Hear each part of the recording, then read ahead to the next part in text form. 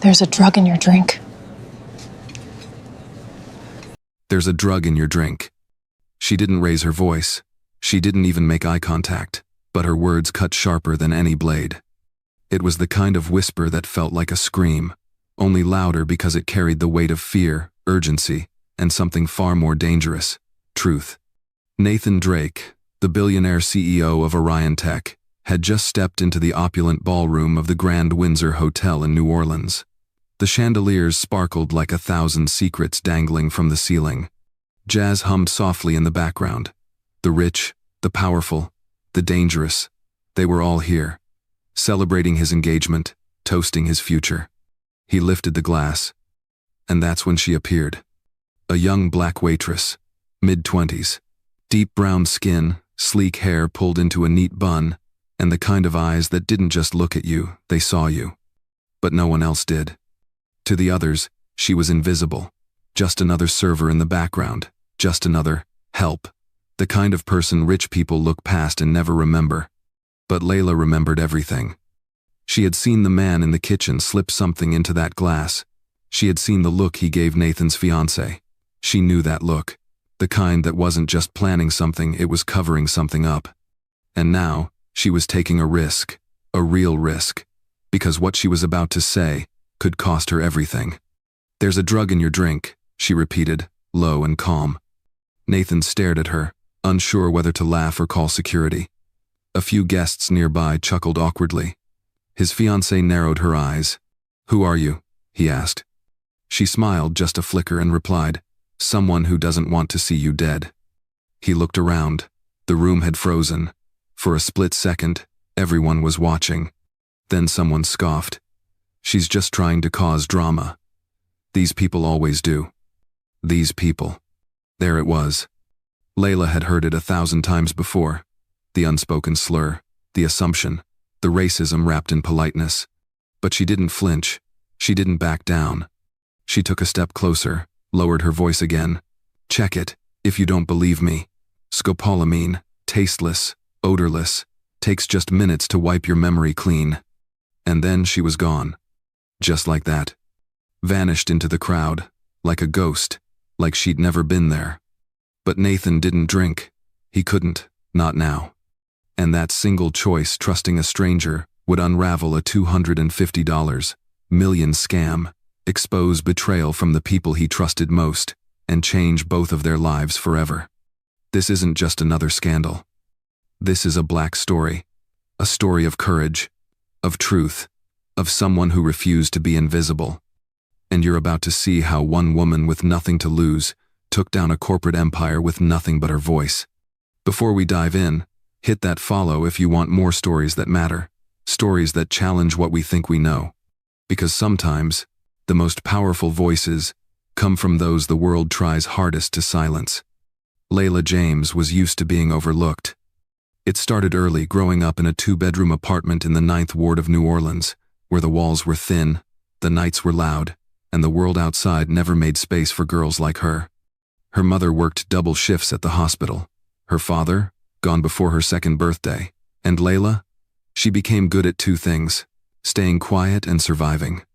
She was the smartest girl in her school, valedictorian, science fair champion, full ride to Tulane chemical biology, pre-med track. She had dreams once, of working in a lab, wearing the coat, holding the cure. But life has a way of punishing ambition, especially when you are young, black, and female. When her mom got sick, real sick, Layla dropped out without hesitation. She picked up shifts at the Grand Windsor Hotel, a place where the linens cost more than her rent and the guests tipped based on race more than service. She wore a smile that wasn't real. She stood straighter than anyone else on the floor. And every time a guest called her sweetheart, or darlin', or worse, she swallowed it. Because bills don't care about dignity. The Grand Windsor was a playground for the rich. The place smelled like money. You could hear it in the way people walked, talked, clinked their wine glasses. Everything was imported except the workers. The staff was mostly people like her, black, brown, immigrants, invisible. They weren't hired for personality. They were hired to disappear, to blend into the wallpaper, to pour drinks without a sound, to nod when insulted, to laugh when patronized. And above all, to never make the guests uncomfortable. That was the unspoken rule. Layla broke that rule every day simply by existing. She was beautiful, undeniably so. Smooth skin, lean build, high cheekbones, and those eyes. Sharp, watchful, eyes that said, "I see more than you think I do." And that made people uneasy. Because beauty in a black woman, paired with intelligence, isn't always admired. Sometimes, it's resented. She'd seen it all. The way guests would turn their backs when she greeted them. The way white colleagues would take credit for her work. The way her manager, Mr. Calloway, never used her name, just the black girl from room service. She'd been called trouble, aggressive, and ungrateful, all for speaking in full sentences. And when she smiled too little, she was cold. Too much? Flirty. Layla had learned to live in the margins, to shrink herself just enough to survive. But that didn't mean she stopped watching. And watching was her secret weapon. Because while the guests gossiped, while the powerful toasted their secrets, while the executives slipped off their masks in private booths, Layla was there, pouring wine, clearing plates, listening. They never saw her as a threat, and that's why she became one. She noticed things others didn't. A ring slipped off before a guest room visit, a bottle switched behind the bar, a hushed argument in the hallway. Layla pieced things together like a scientist in disguise. She saw patterns, behavior, discrepancies. And on the night of Nathan Drake's engagement party, something didn't sit right. She noticed it immediately. The way two of the kitchen staff exchanged glances. The way the sous chef took too long with one drink. The way the fiancée smiled, but only with her lips. And then, the glass. The color, slightly cloudy, only visible if the light hit it just right. She wasn't sure at first. Maybe it was nothing. Maybe she was imagining it. But then the smell, the faintest trace of something chemical, not alcohol, something wrong. She remembered the textbook, the one she never sold back. Scopolamine. A memory eraser, tasteless, odorless, used in high-level robberies, leaves you awake but helpless, easy to administer, hard to trace. And here it was, in the hands of a billionaire. Layla had a choice. Walk away, keep her job, stay invisible. Or speak up, risk it all, break the rules. She chose the second. Because Layla James had been overlooked her whole life, but not tonight. Not when she could stop something terrible from happening. Not when she could finally be seen. And for the first time in a long time, she was not afraid. Nathan Drake didn't like parties. Not really. But when you're the billionaire CEO of Orion Tech, the fastest growing AI company in the country, people expect you to show up, smile, and play the game. So tonight, he showed up. Tall, clean-cut, mid-40s, dressed in a custom navy tux with the kind of posture that says, "I own the building," because, frankly, he did. The Grand Windsor wasn't just his engagement venue, it was part of his real estate portfolio. He shook hands, smiled, nodded. But his eyes stayed distant, calculating. That was the thing about Nathan. He didn't waste thoughts on things that didn't move the needle. Efficiency ruled his world. Data, strategy, outcomes, not champagne toasts and fake laughs. Still, tonight mattered. Not just because of the press, not just because of the engagement, but because tomorrow, Orion Tech would enter the most important shareholders meeting in its 10-year history. A new AI defense contract valued at $250 million was on the table. Whoever held the voting majority after tomorrow's meeting would control the company's direction for years to come. And Nathan? He wasn't about to let anyone wrestle his vision away. But that was the danger of success. The higher you climb, the thinner the air, and the fewer people you trust. Tonight, only 3 people truly had access to Nathan's inner circle. His fiancée Vanessa Caldwell, Orion Tech's CFO Alan Grant, and his longtime lawyer, Diane Wu. The rest were just props in a power play he already knew how to win. At least, that's what he thought. He arrived at the ballroom just after 8. The lighting was warm, soft gold. A jazz trio played something old and slow. Dozens of guests mingled beneath grand chandeliers. And at the center of it all, Vanessa, statuesque, stunning, wrapped in a deep emerald gown that shimmered like money. She greeted him with a glass of whiskey and a kiss on the cheek. "You're late," she whispered. He raised an eyebrow. I was finalizing some details. Always working, she smirked. He took the glass, sipped once, nodded politely. The whiskey was smooth, aged, expensive. Just like everything tonight. A photographer flashed. They posed, laughed, played the perfect couple. But even perfect has cracks. Vanessa was beautiful, yes. Ambitious, definitely. But Nathan had started to notice things, little things, missed calls, strange smiles, conversations that stopped when he entered the room. And recently, a strange distance in her eyes, like she was already somewhere else. Still, tonight wasn't the time to ask questions. Nathan moved through the room like a general on a battlefield. Everyone greeted him with reverence. Investors, journalists, even 2 U.S. senators. He gave each of them just enough attention to feel important, but not enough to get close. Because Nathan Drake didn't believe in coincidence. He believed in control. And then, something unexpected happened. A waitress passed by tray in hand, back straight, face focused. Nothing unusual, except she wasn't smiling. Most servers at events like this wore the same fake grin.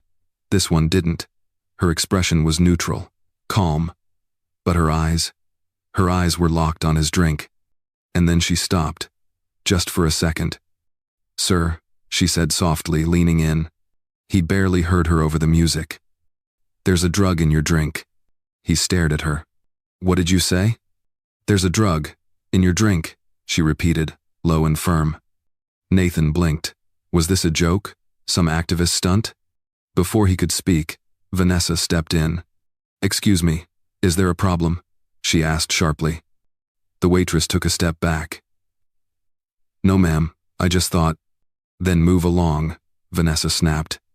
Nathan held the glass in his hand a little tighter. Something was off. His instincts, finely tuned from years of navigating corporate warfare, were flaring. He glanced at the glass. The color looked different. Or was it just the lighting? The waitress was already walking away, disappearing into the crowd. Vanessa laughed. These hotel workers, always trying to feel important. But Nathan wasn't laughing. Because in his world, threats rarely came from where you expected them. He looked again at the drink. And just for a moment, he hesitated. 1 second of doubt. That's all it took. And that single moment, born from a stranger's whisper, would soon unravel everything he thought he knew about loyalty, power, and the people closest to him. He placed the glass down on a nearby tray. He didn't take another sip. The Grand Windsor's kitchen was chaos. Steam hissed from giant steel pots. Plates clattered. Orders were shouted in 3 languages. Waitstaff weaved in and out like dancers in a ballet choreographed by fire and pressure. And in the middle of it all, Layla moved with precision, graceful, focused, invisible. But tonight, something felt wrong. It wasn't anything obvious at first. Just a tension in the air. A look passed between the sous chef and a bartender. A tray set aside a little too quickly. A glance over the shoulder that lingered longer than it should have. Layla had seen enough of this world to know when something didn't fit. She was refilling water pitchers at the back prep station when she spotted the moment that changed everything. Marco, one of the bartenders, stepped behind the serving counter, eyes darting around. He pulled out a bottle from beneath the bar, not the one usually used for the house whiskey. This one had no label. Just a clear liquid. He poured a splash into a tumbler and added a cube of ice. Then, casually, he slid it across to Chef Reynard, head of the kitchen, the one who rarely touched anything but knives. Reynard took the glass, walked to a side station, and pulled out another bottle. A small vial, actually. And that's when Layla's stomach dropped. She recognized that vial. It wasn't a liquor bottle. It wasn't bitters. It wasn't anything from the standard bar kit. It looked like something from a lab. Reynard dipped the end of a spoon into the vial, swirled it into the drink, stirred it once, then wiped the spoon clean and tucked the vial back into his coat. Layla stood frozen. No one else noticed. No one else cared. She stepped forward, slowly, pretending to be organizing cutlery. Her eyes stayed on the glass as Reynard placed it carefully on a silver tray. It was the only drink on the tray. 1 glass, 1 target. And then, he handed it to her. Take this to Mr. Drake, VIP table, No mistakes. Layla stared at the glass. The ice had barely melted, and already she could sense something off. The liquid had a faint, milky swirl barely visible under the light, but enough if you knew what to look for. And she did. A memory flickered in her brain, first-year organic chemistry, lab work, toxicology unit. Her professor, Dr. Morris, had once given them a warning. Scopolamine, he said, also called devil's breath. Odorless, tasteless. It doesn't kill you, it empties you. It erases you. You'll talk, smile, sign your name, but you won't remember a thing, and you won't know why. Back then, it sounded like something out of a spy movie. Now, it was in her hands. Her breath caught in her throat. This wasn't just some bad prank. This wasn't carelessness. This was a setup, a calculated move. Someone was trying to drug Nathan Drake, and they were using her to do it. She looked up. Reynard was already turning away, yelling orders like nothing had happened. Layla's hands shook. Her brain screamed, "Walk away, just walk away." But she couldn't. Because if she delivered that glass, and something happened if Nathan Drake collapsed, or worse, she would be the one holding the tray, the one blamed, the one they'd throw under the bus without blinking. She'd seen it before. Black staff, accused of crimes they didn't commit. Fired, arrested, forgotten.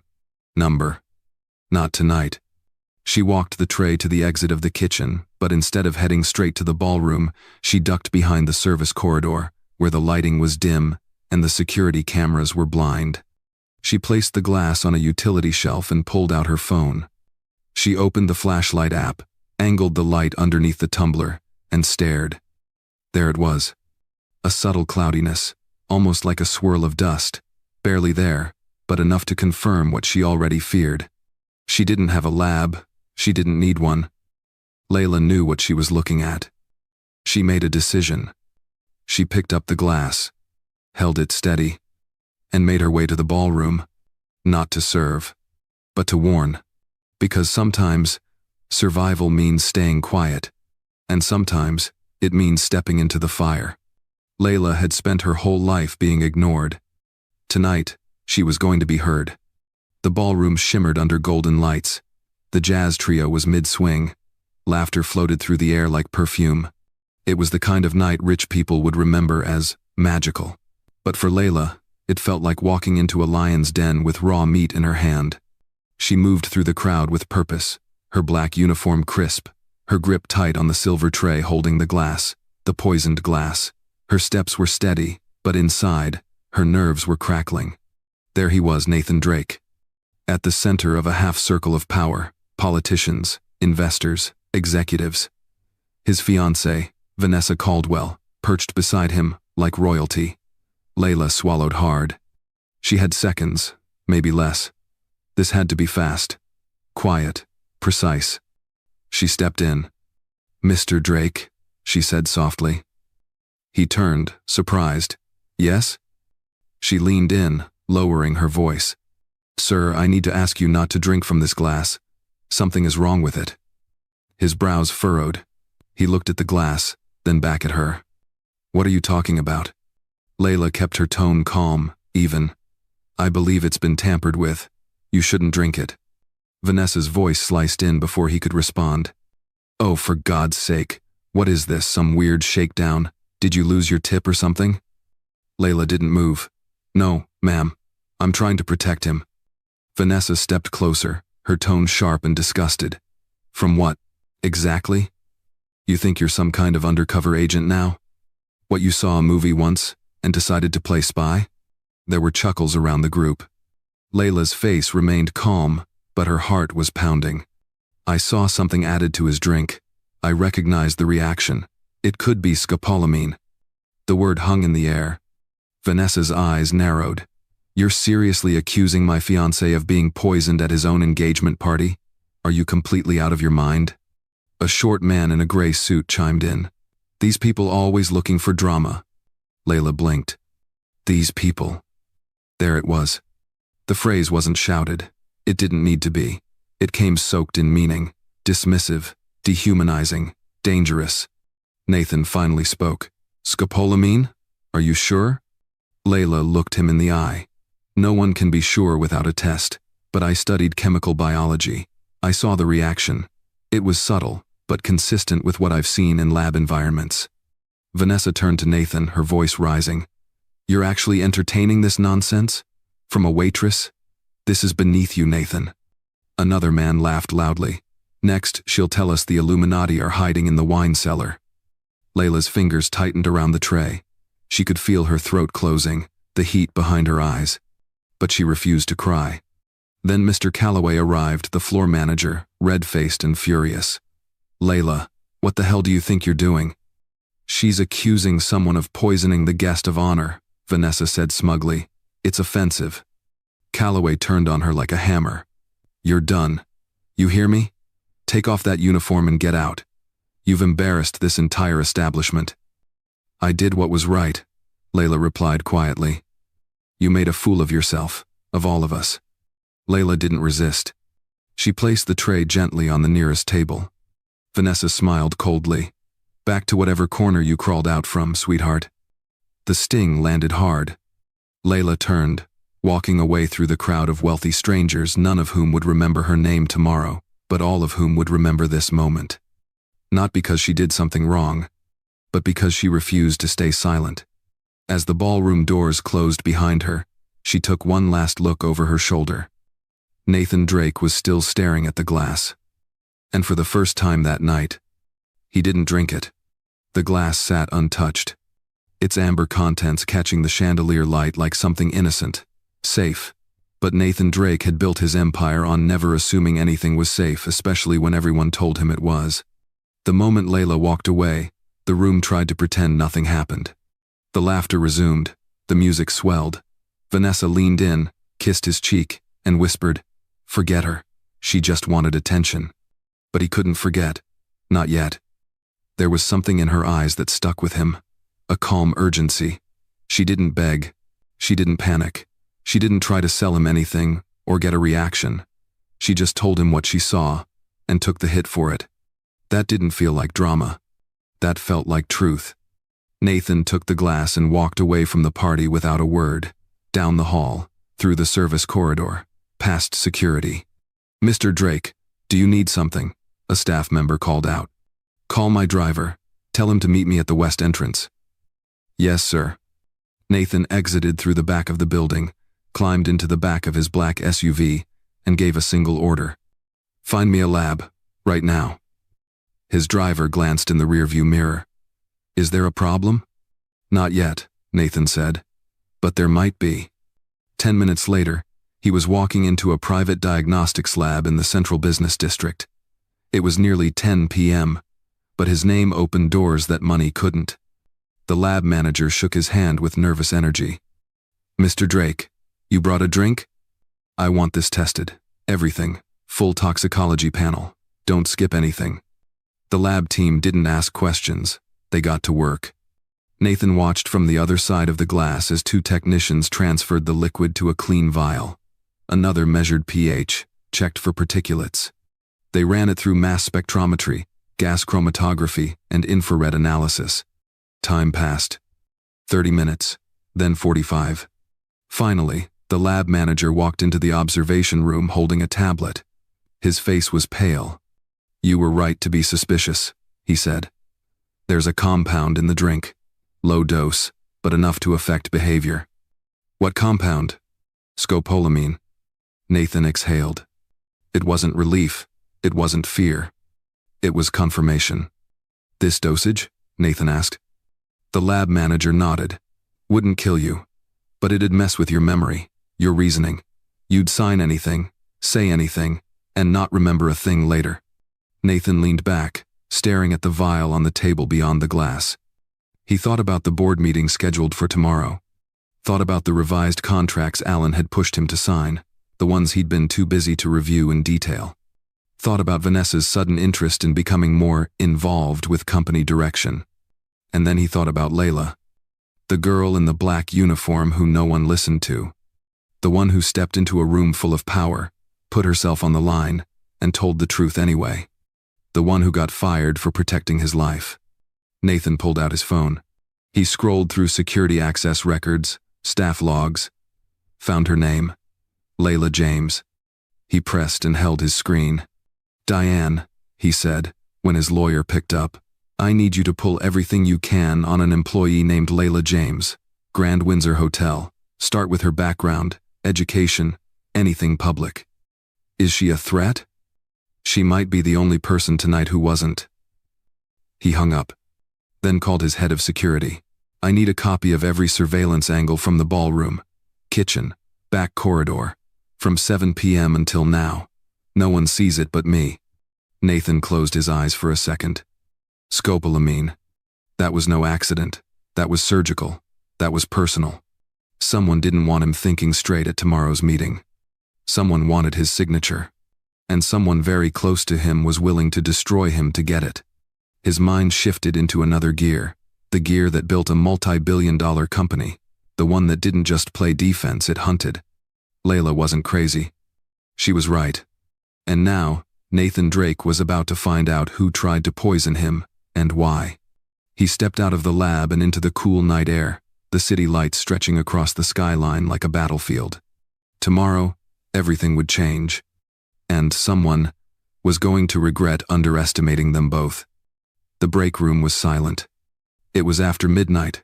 Most of the Grand Windsor's staff had cleared out, and the ballroom was already being reset for the next morning's corporate brunch.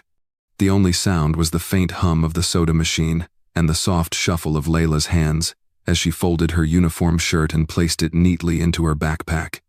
No one had spoken to her since the incident. Not the waitstaff, not the kitchen, not even the janitor who usually nodded when she passed.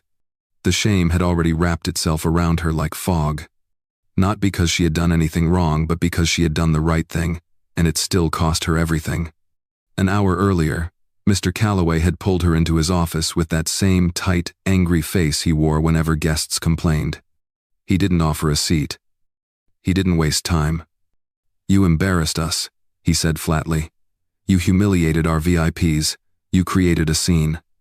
Layla stood with her chin high, but her hands clenched at her sides. "I told the truth," she replied. "I saw something dangerous, and I did what I thought was right." Calloway snorted. "You accused someone of poisoning a billionaire, on no authority. Do you know what kind of legal exposure that brings this hotel?" "I saved his life," she said, calm and certain. "But it didn't matter." "You're done," he said. "Turn in your badge, leave through the service exit, and consider yourself lucky I'm not calling the police for slander." Layla had wanted to fight back, to scream, to demand someone check the drink, but the glass was gone by then. No evidence, no camera footage she could access, no allies. Just her word.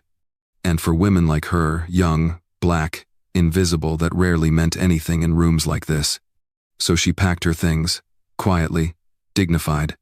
She refused to cry at work, not for them. She zipped her bag and took one last look around the staff room where she had spent countless breaks sipping lukewarm coffee and studying for the med school entrance exam she never took. This place had never loved her. It tolerated her, as long as she smiled and served and stayed small. But now they wanted her erased. She walked through the back corridor toward the service exit. The halls were dimmer at night, the air thicker. Her sneakers made soft contact with the tile as she passed door after door. Kitchen, cold storage, staff lockers. She reached the exit, pushed it open, and stepped into the humid New Orleans night. The door closed behind her with a sharp click. And just like that, she didn't work there anymore.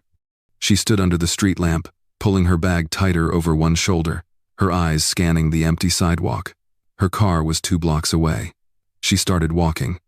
With every step, doubt began to creep in. What if I was wrong? What if I just imagined it?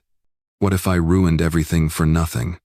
But then she remembered the way Nathan looked at that drink, the hesitation, the flicker of suspicion, the fact that he didn't drink it. She might have saved him, and no one would ever know. Not the hotel, not the press, not even Nathan himself. She'd be just another name on a termination form, another black girl with an attitude, filed away and forgotten. Layla reached her car, climbed in, and gripped the steering wheel. For a long moment, she just sat there. Not angry, not broken, just tired.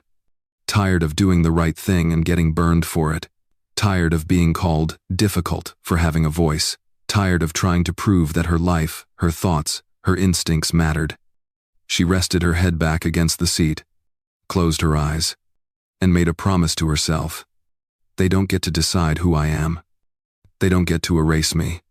If the world wasn't going to protect her, then fine. She'd protect herself. She started the engine and drove into the dark, not knowing that someone powerful was already looking for her, not knowing that the truth she had spoken was about to rip the mask off everything. Nathan Drake couldn't sleep. Not because of the party, not because of the public embarrassment, and not even because someone tried to poison him.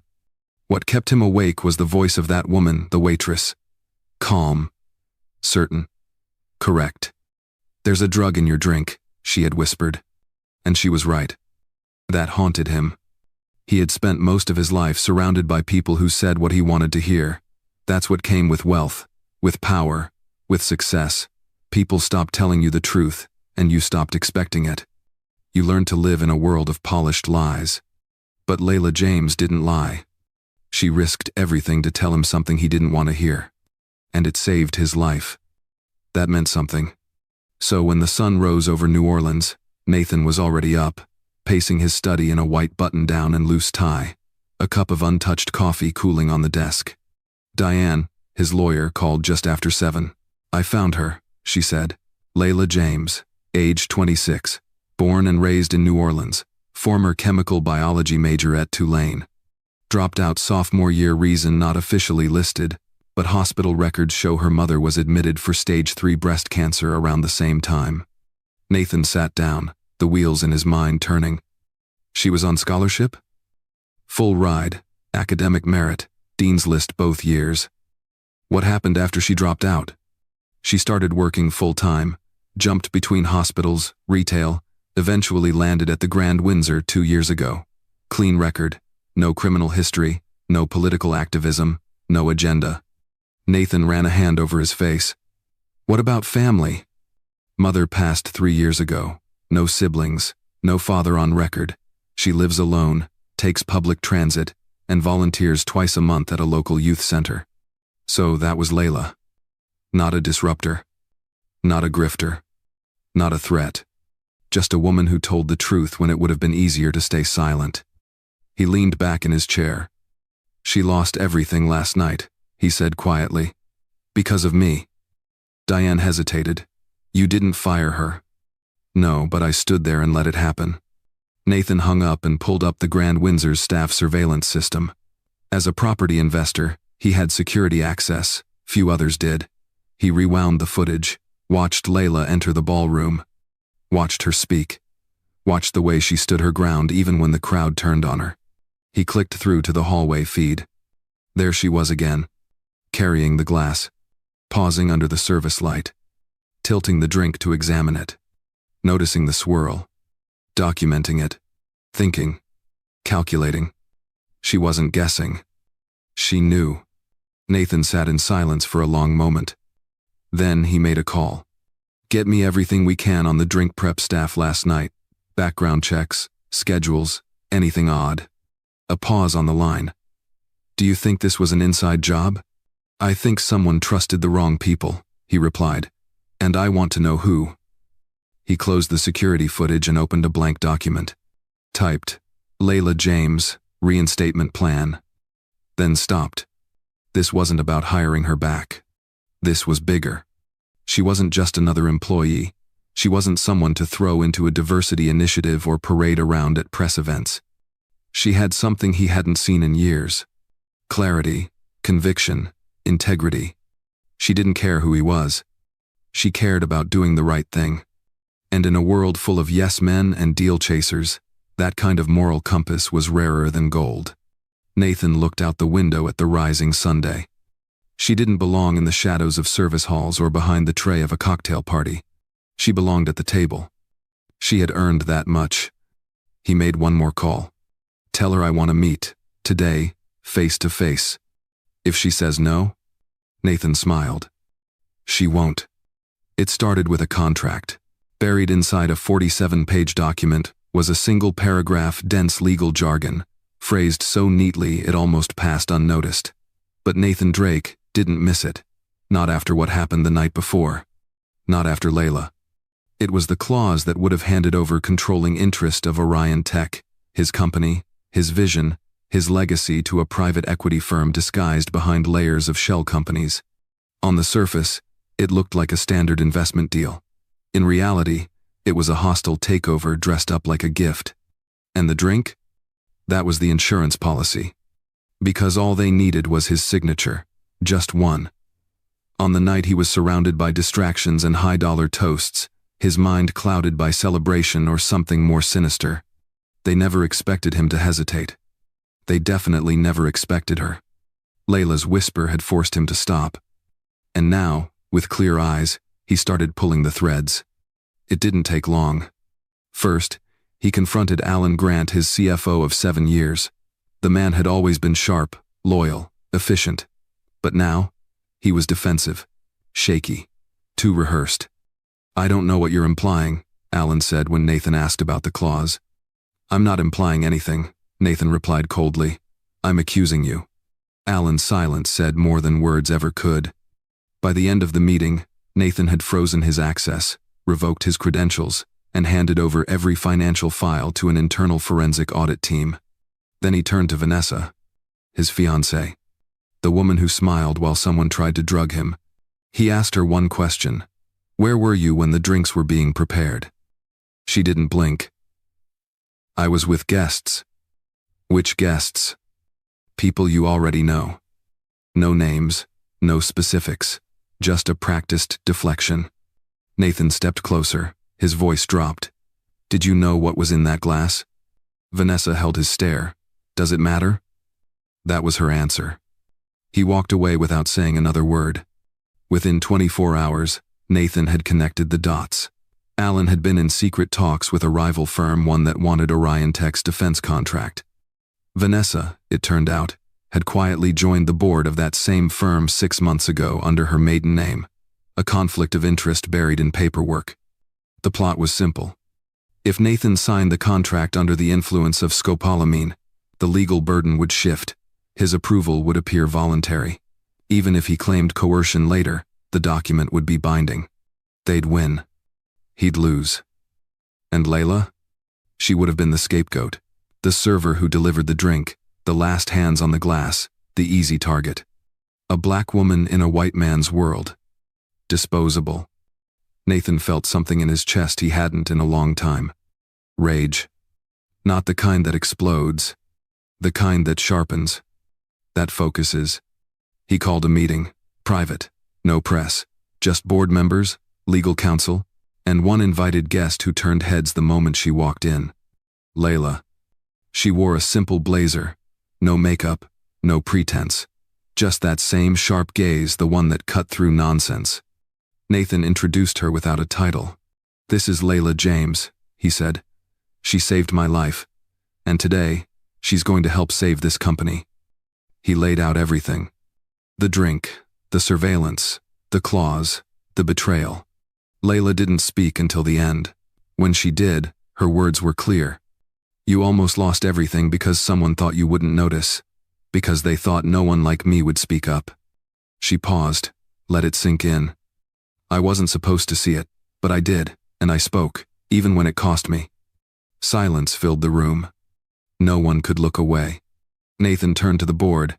"We fix this now, or we fall." And just like that, the tide turned. The contracts were voided.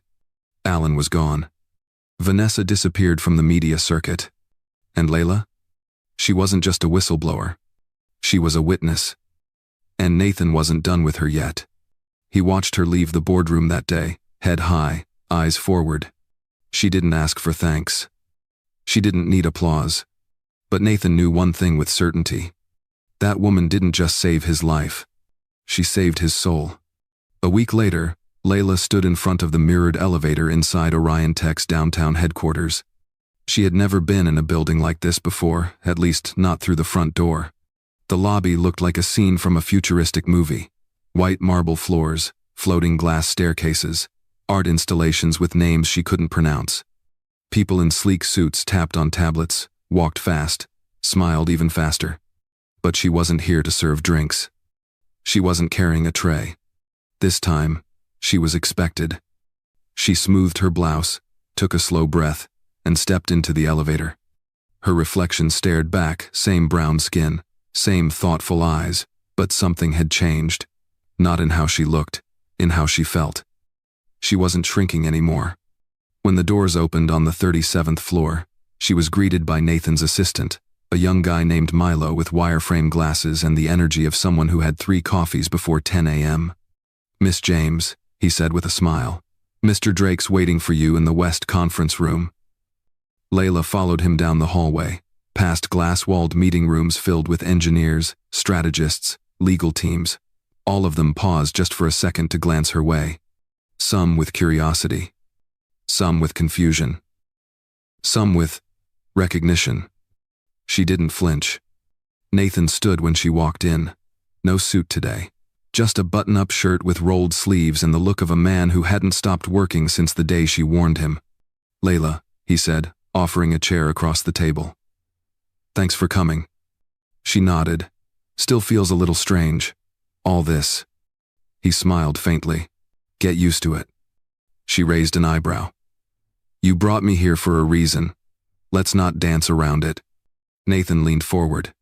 "You have a rare skill set," he said. "Not just intelligence, not just instinct, but integrity. You see things others don't.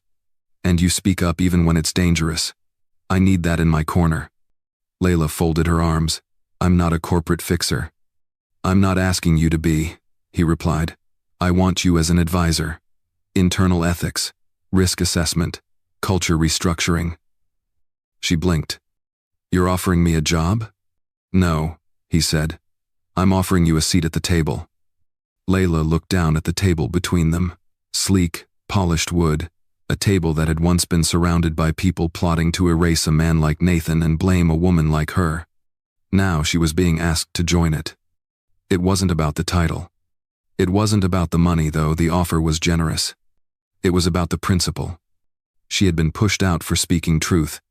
Now, she was being brought back to shape it. "I'm not here to play nice," she said. "Good," Nathan replied. "We have enough people doing that." She leaned back, eyes narrowing. "This isn't about optics? PR?" "No," he said firmly. "This is about building something real. Something that doesn't eat itself from the inside. And if we're going to do that, I need people who've lived outside this bubble." Layla studied him. There was sincerity in his voice. And something else. Respect.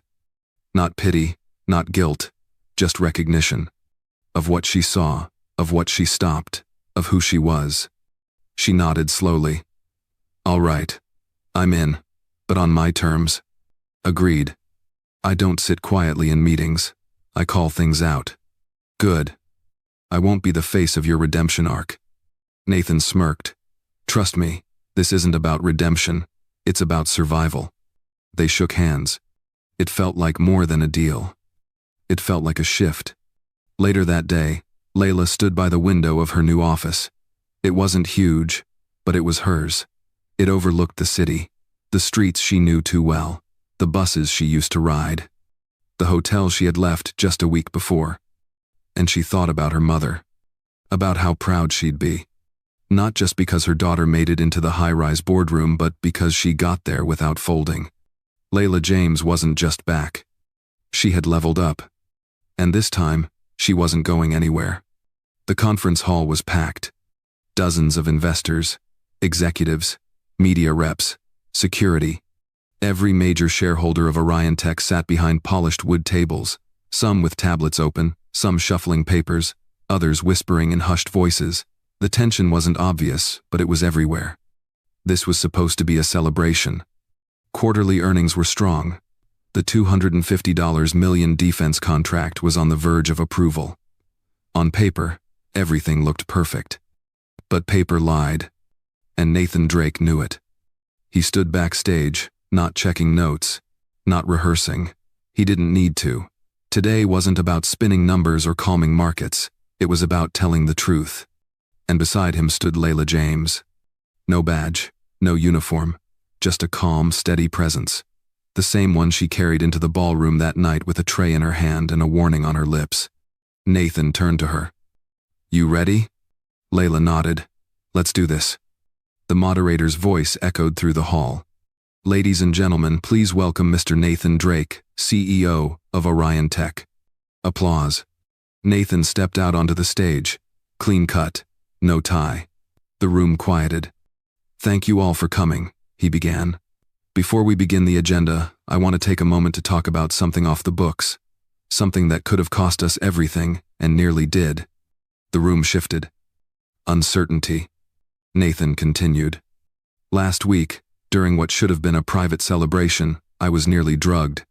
The intent was clear. Incapacitate me, secure a fraudulent signature, and execute a hostile transfer of controlling interest in this company." Gasps. Murmurs. One man stood in the back, already reaching for his phone. Nathan raised a hand. "Let me be very clear, this wasn't an accident. It was calculated. And it was almost successful." He stepped aside and gestured toward Layla. "This is Layla James. A week ago, she was a waitress at the Grand Windsor. She's also a former chemical biology major, and the only person in that room who saw what was about to happen and stopped it." The crowd stared. Layla didn't flinch. She stepped to the mic. "My name is Layla," she said simply. "I was fired for speaking up. But I didn't come here today for apologies. I came here because people need to know what happened, and what it means." She pulled out a flash drive and handed it to the AV tech. Within seconds, the projector screen lit up. Surveillance footage. Timestamped. First, a clip of the bartender slipping the unlabeled bottle under the counter.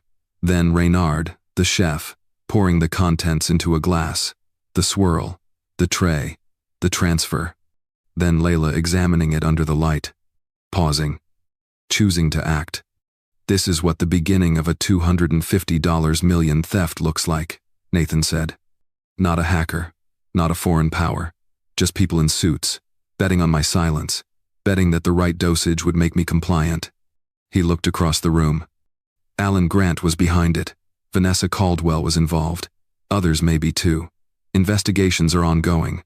Legal action is already underway. A woman in the third row raised her hand. "Why should we believe this?"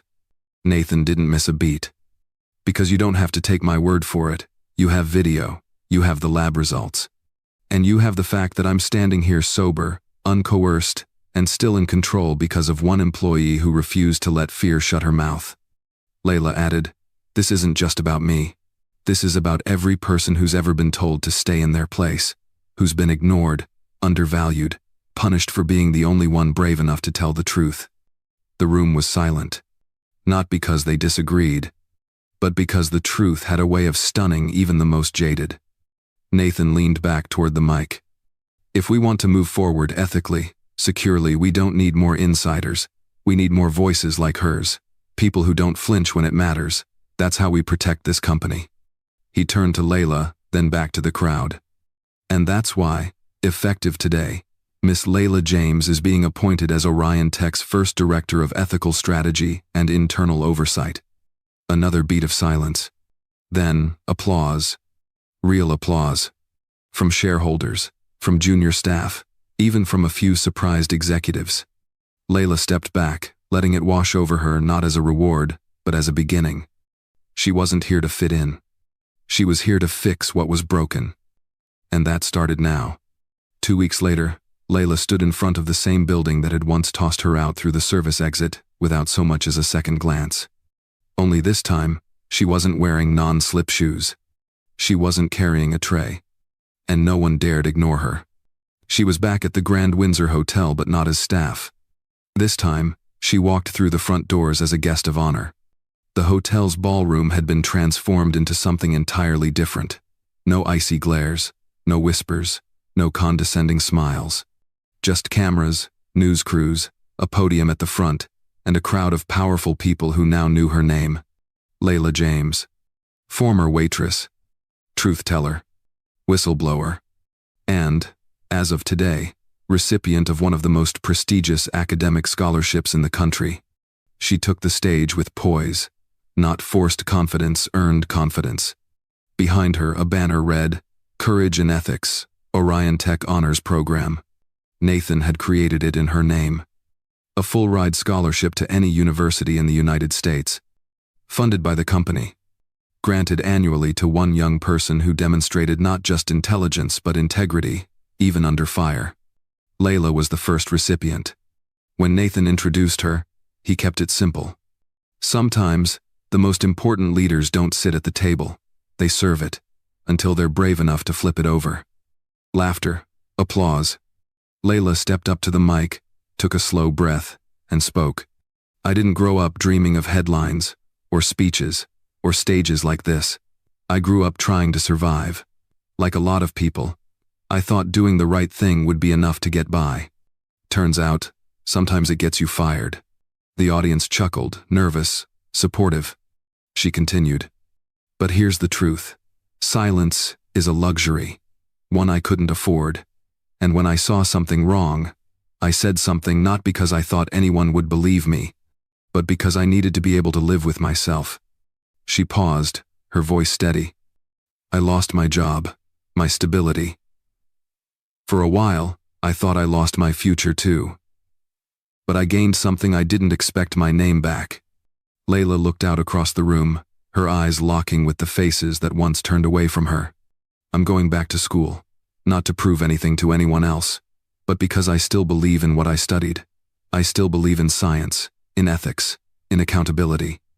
She smiled. And now, thanks to this scholarship, I get to finish what I started. Applause thundered through the room. As she stepped away from the mic, she caught sight of a familiar face near the back: Mrs. Washington, her old chemistry professor from Tulane.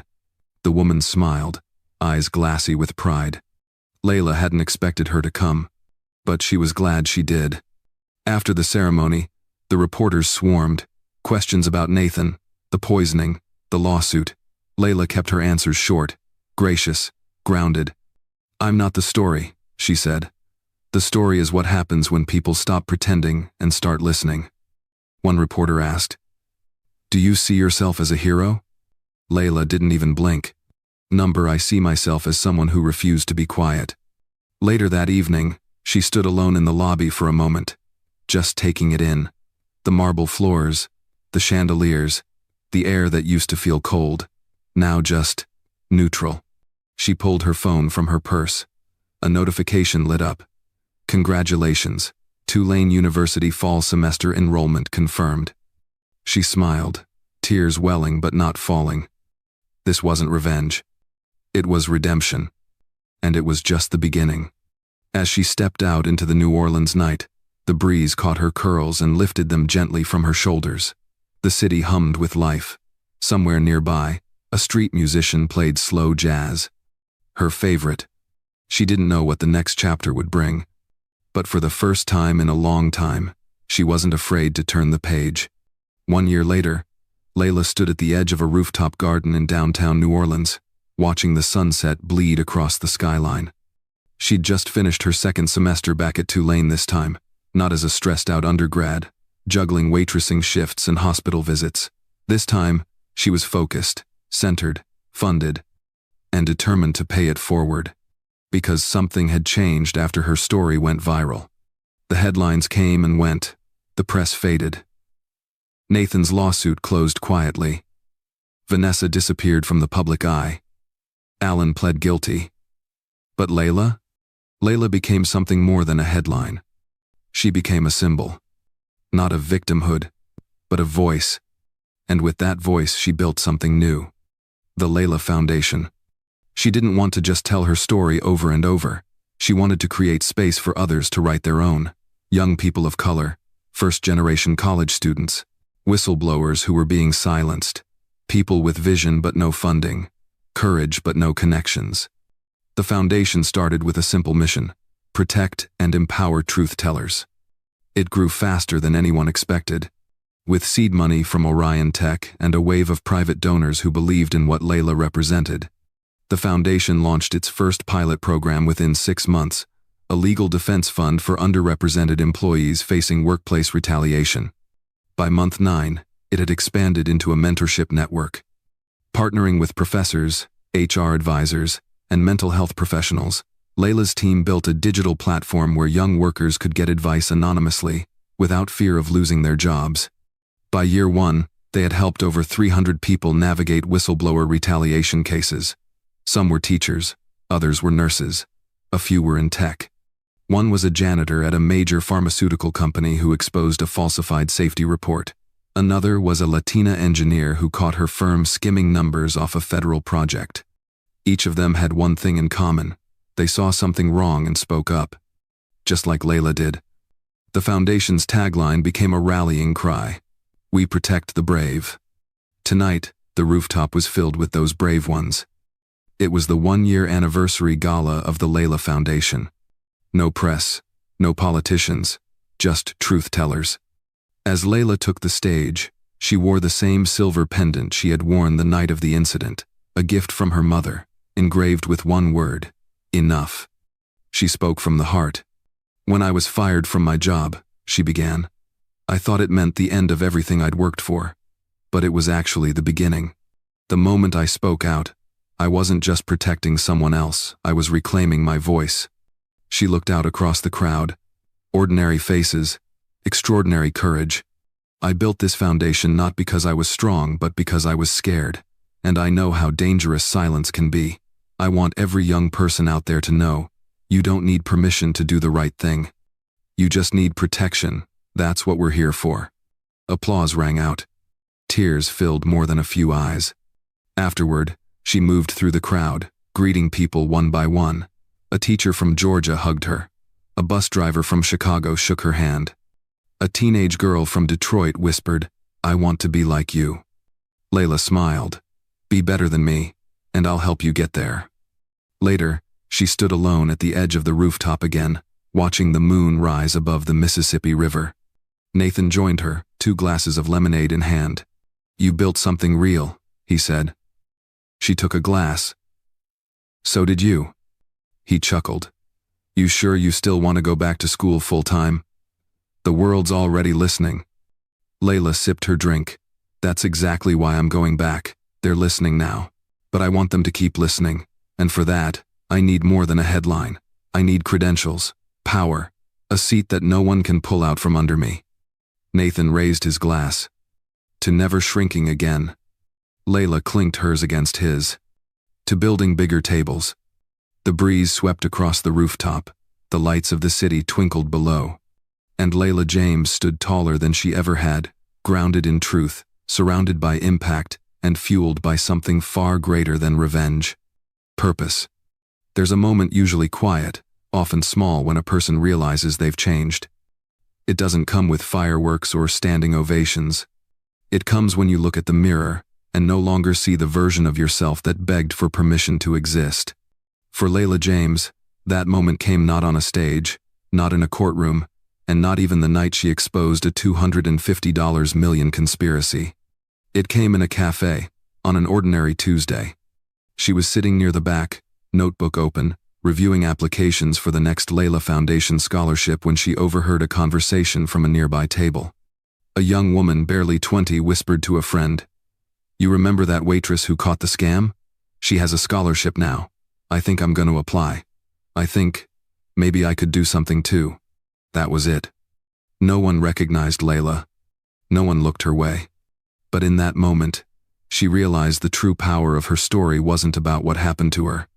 It was about what her courage allowed others to imagine for themselves, and that's the real victory. So what's the lesson?